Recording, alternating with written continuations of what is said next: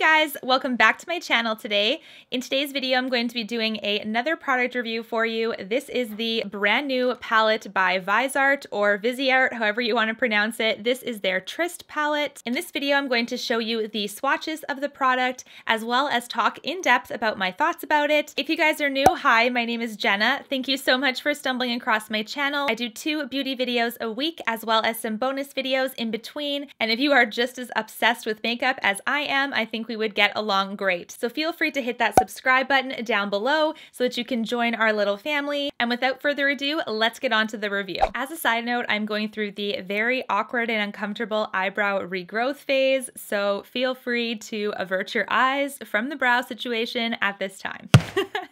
Anyways, let's check out this gorgeous outer packaging. The front of this palette is a beautiful rose gold reflective packaging. It has the classic movie star chair logo that Viseart has, and when you open it up, there is a plastic insert that has the shade names on it, and it is very loosely attached to the side of the palette. As you can see, I absolutely hate this idea. I wish that all the shade names were just imprinted on the palettes, but I'm also not surprised either because Viseart typically doesn't have their shade names on their palettes anyways. In this palette, there are only 2 matte shades. The rest of the 7 are shimmer. This palette is available at Beautylish. That is where I ordered it from, and I paid 49 American dollars for it. When I first saw this palette, guys, not gonna lie, the first thought I thought of was that this palette is probably what Too Faced White Peach palette should have been. There are a number of pans in this collection that remind me of that palette, but in my opinion are done far superior than the Too Faced. I have personally worked with Viseart's shadows before. I don't have a lot of palettes by them, but I do have number 6 Paris Nudes right here. This palette has gotten a lot of love, so I really wanted to see how this one would pan out next to the new one as well. The eye look that I am wearing today is from the Tryst palette.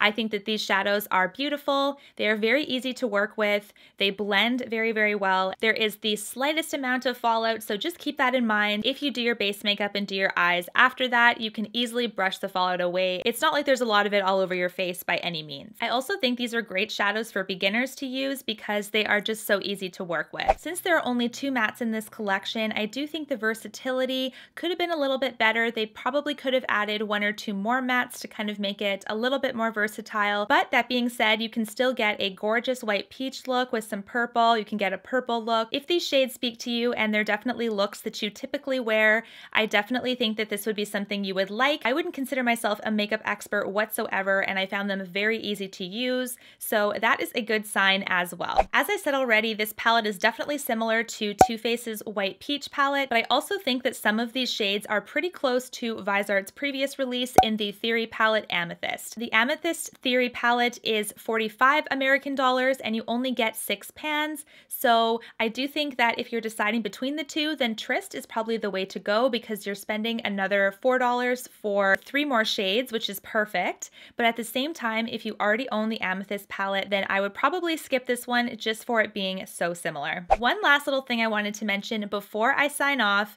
This is just a little bit of a tidbit, but guys, make sure that you're paying attention to this because you don't want to mess up your palette. So in the first palette that I have by them, this is the Paris Nudes. As you can see, they are really adhered. Like, I'm shaking and they aren't moving at all or making any sounds. They are adhered to that palette very, very well. I unfortunately can't say the same about this palette. This is the Tryst palette, and I'm holding it at an angle because I know I can hear that the pans are not adhered to the palette properly. So if I were to tip this over, all of them would fall out. If you can hear that little rattling, that is the pans moving inside the palette ever so slightly. When I was using this, one pan already fell out, so I'm really glad that I was able to save it.